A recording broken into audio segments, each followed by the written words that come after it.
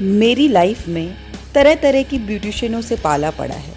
पहले तो एक मेरे घर आती थी जो आईब्रोज वगैरह करती थी, मगर क्या बताऊँ वो ऐसी थी कि आईब्रो करने के साथ साथ मेरी खाल व चमड़ी भी उधेड़ देती थी।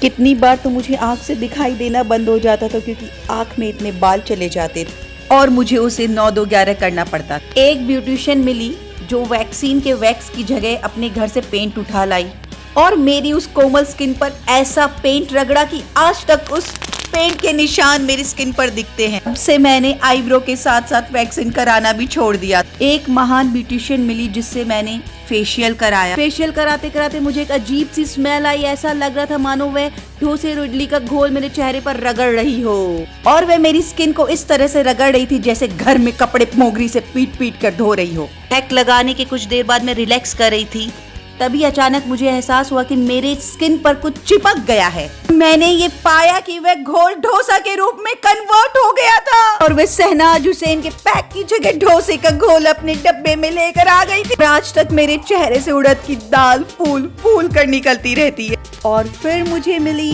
Priyanka the ultimate makeup artist, जिसने मुझे इतना खूबसूरत बना दिया कि कभी कभी मैं अपने आप को ही नहीं पहचान पाती। मेरे खूबसूरत होने के सारे सपने पूरे हो गए।